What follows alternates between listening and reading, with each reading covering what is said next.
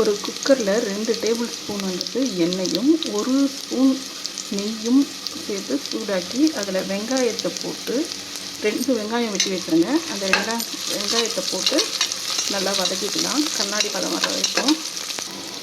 வெங்காயம் பார்த்திங்கனாலே தெரியும் golden brown கலரில் இருக்கிறது. இந்த ஸ்டேஜில் வந்து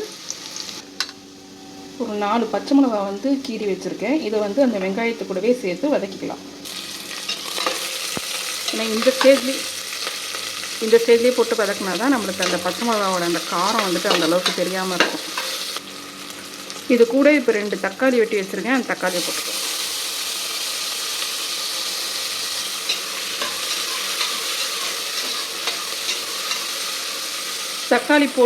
தக்காளி போட்டு கொஞ்சம் வதக்கின உடனே நான் 1.5 டம்ளர் அரிசி எடுத்திருக்கேன். அதுக்கு தகுந்த அளவுக்கு உப்பு போட்டுக்கிறேன். இதுலேயே ஒவ்வொரு ஸ்டேஜ்லேயும் தனித்தனியாக உப்பு போட்டுக்கிட்டு இருக்காமல் மொத்தமாக நான் இப்போ இதுலேயே உப்பு போட்டாச்சு. அது வெந்து வரும்போது கரெக்டாக இருக்கும். நம்ம போட்ட வெங்காயம் தக்காளி நல்லா வதங்கிடுச்சு. வெங்காயம் இது கூட பார்த்திங்கன்னா நம்ம கேரட்டு, அதாவது ஒரு கேரட்டு, ஒரு உருளைக்கிழங்கு, ஒரு 5-6 பீன்ஸ் வந்து கட் பண்ணி வச்சுருக்கேன். இதையும் வந்துட்டு இதில் போட்டு நல்லா வதக்கிக்கலாம். இது கூடவே ஒரு 10 பல்லு பூண்டுமே உரித்து சேர்த்து வச்சுருக்கேன்.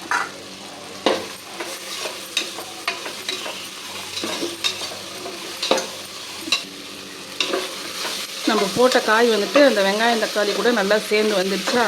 இப்போ இந்த ஸ்டேஜில் வந்துட்டு ஒரு 2 பிடி சோயாவை எடுத்து சுடு தண்ணியில் போட்டு ஒரு 5 நிமிஷம் ஊற வச்சுட்டு நல்லா பிழிஞ்சு எடுத்து வச்சுருக்கேன். இப்போ இதை வந்து இந்த காய் கூடவே சேர்த்துக்கலாம்.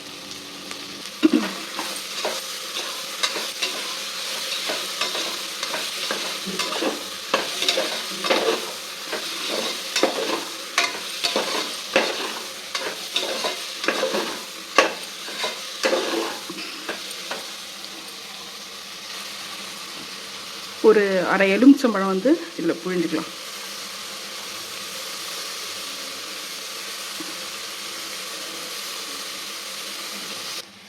இது கூட அரை ஸ்பூன் மஞ்சள் தூள், இந்த சின்ன ஸ்பூனில் ஒரு 2 ஸ்பூன் வந்து பிரியாணி மசாலா, ஒரு சின்ன ஸ்பூனில் 1 ஸ்பூன் அளவுக்கு மிளகாப்பொடி.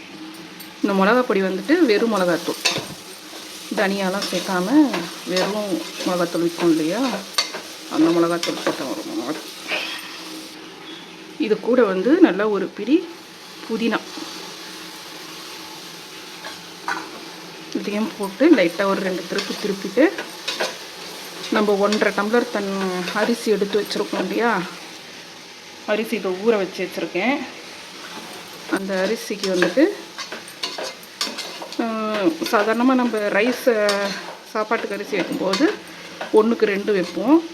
ஆனால் இது வந்துட்டு பாசுமதி அரிசின்றதுனால அந்த கணக்கில் வச்சா குழஞ்சிரும். அதனால் 1.5 டம்ளர் எடுத்துருக்கேன். அதுக்கு வந்து சாதா அரிசியாக இருந்தால் 3 வைக்கலாம். இது பாசுமதி அரிசின்றதுனால 2.5 டம்ளர் தண்ணி வச்சுக்கலாம்.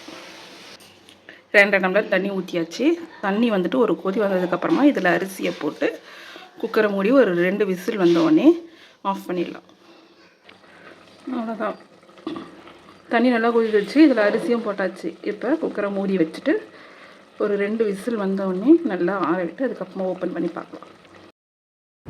பார்த்திங்கனாலே தெரியும் சூப்பராக எவ்வளோ உதிரியாக பிரிஞ்சி வந்துட்டு ரெடி ஆகிட்டுருக்குன்னு சொல்லிட்டு. கண்டிப்பாக ஈஸியாக சிம்பிளாக இந்த மெத்தடில் எல்லாருமே ஃப்ரீயாக இருக்கும்போது ட்ரை பண்ணி சாப்பிட்டு பாருங்கள். கண்டிப்பாக ரொம்பவே டேஸ்டியாக இருக்கும்.